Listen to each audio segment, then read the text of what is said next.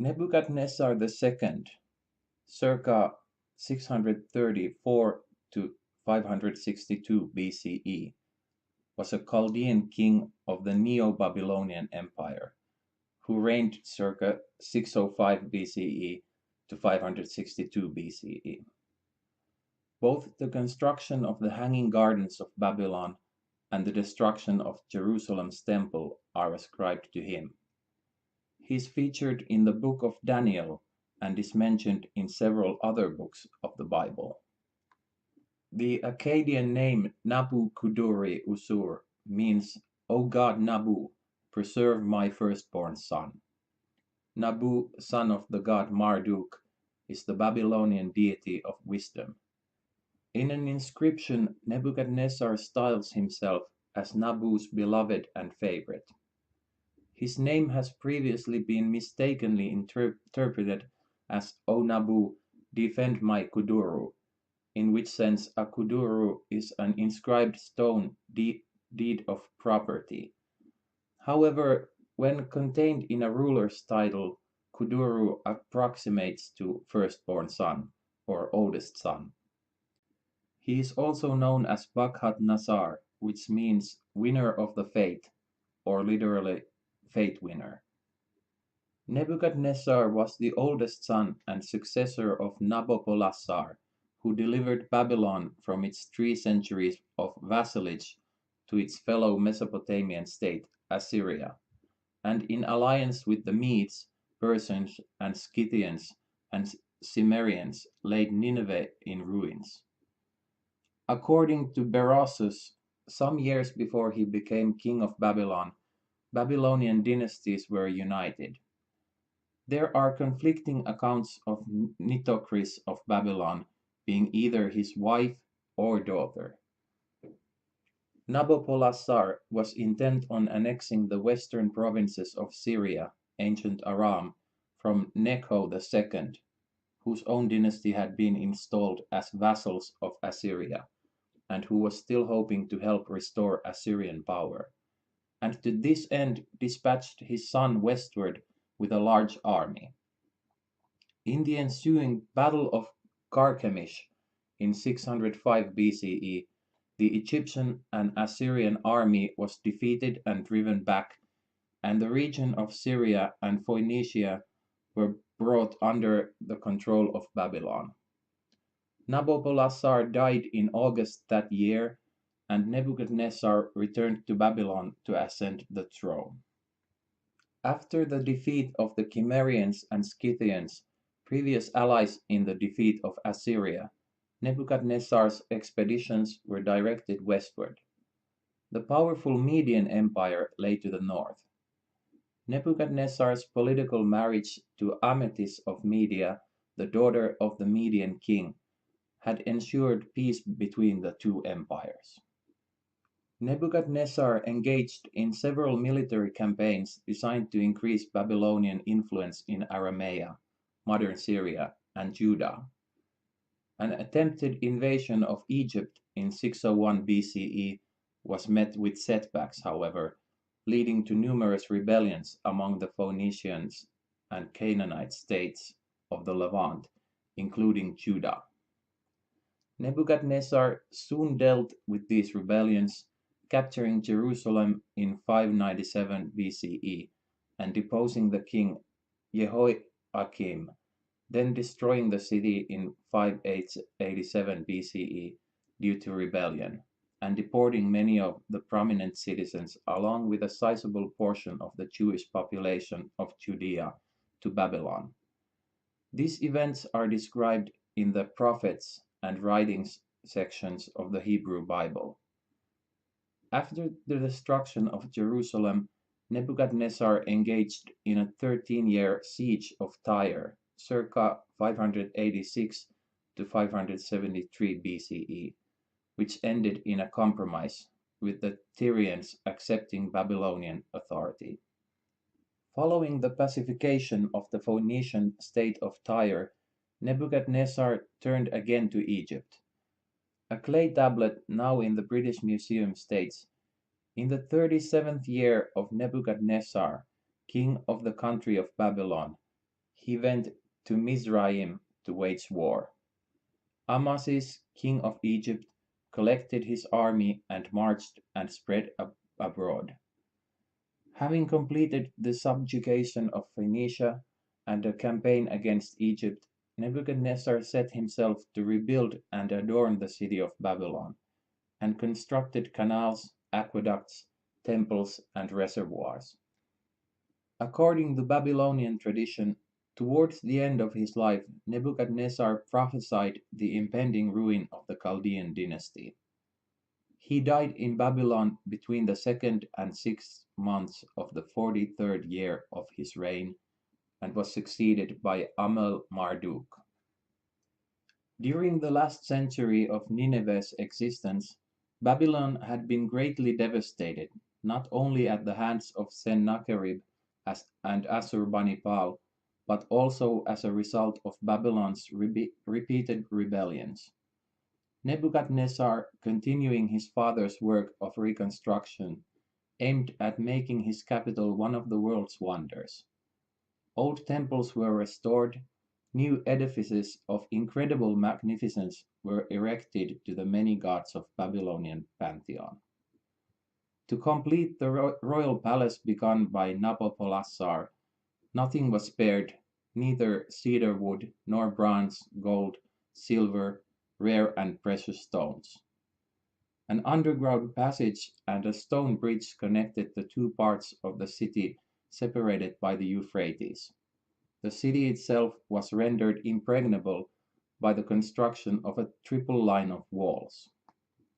The bridge across the Euphrates is of particular interest in that it was supported on asphalt-covered brick piers that were streamlined to reduce the upstream resistance to flow and the downstream turbulence that would otherwise undermine the foundations.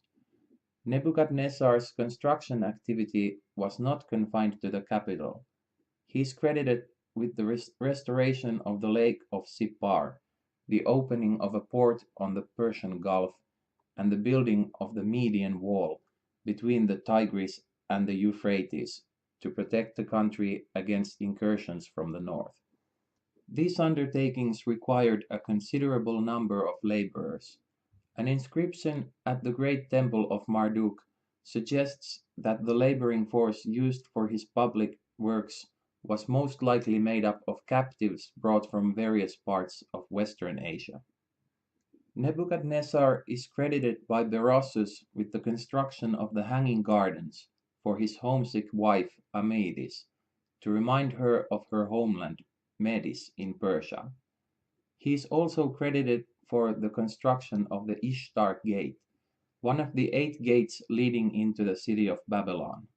However, some scholars argue that the gardens may have been constructed by the Assyrian king Sennacherib in his capital city Nineveh. Nebuchadnezzar is widely known through his portrayal in the Bible, especially the book of Daniel. The Bible discusses events of his reign and his conquest of Jerusalem.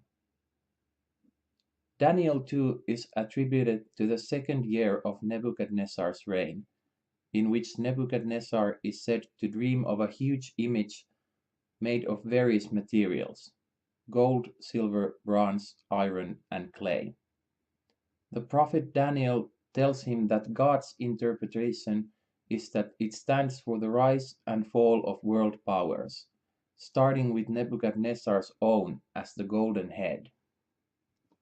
In Daniel 3, Nebuchadnezzar erects a large idol made of gold for worship during a public ceremony on the plain of Dura.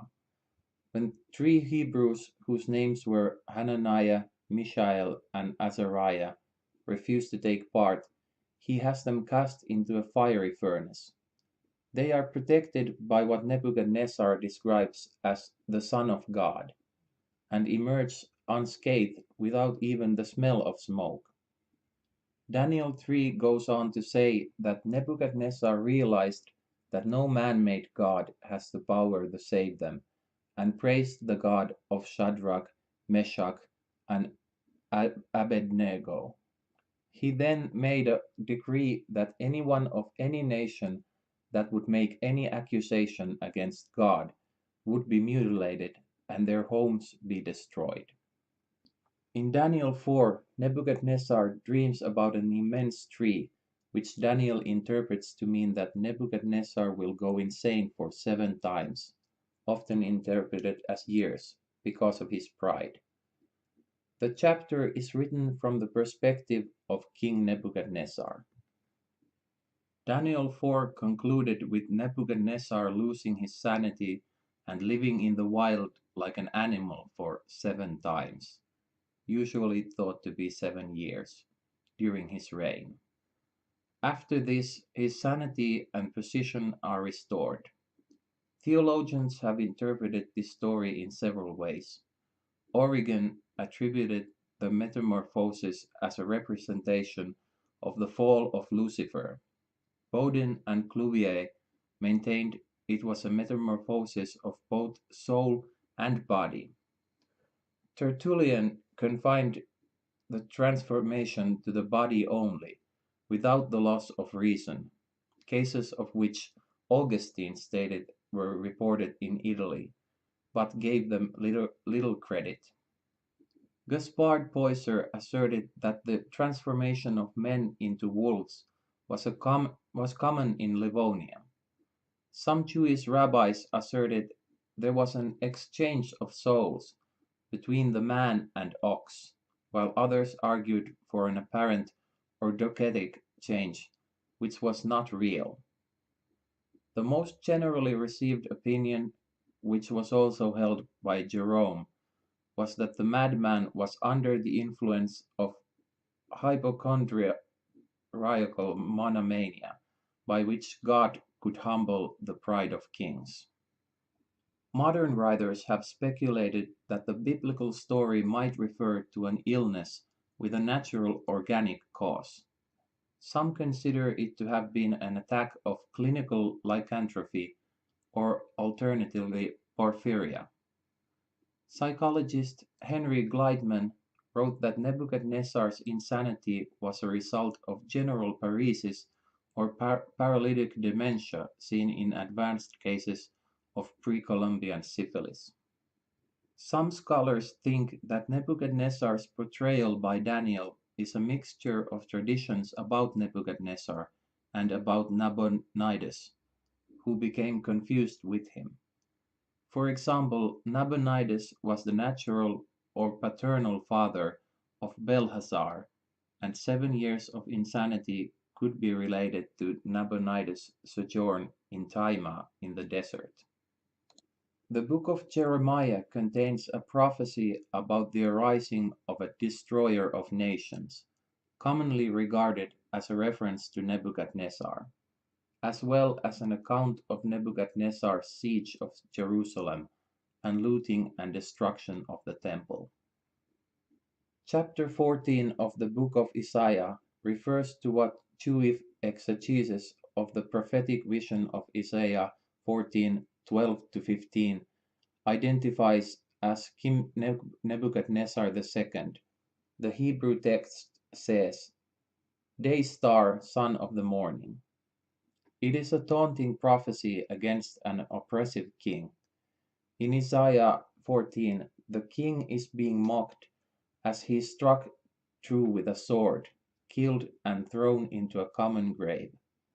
Mainstream Christianity reads into this passage to the fall of Lucifer because verse 20 says that this king of Babylon will not be joined with them, all the kings of the nations, in burial, because thou hast destroyed thy land, thou hast slain thy people, the seed of evildoers shall not be named forever, but rather be cast out of the grave, while all the kings of the nations, all of them, sleep in glory, every one in his own house.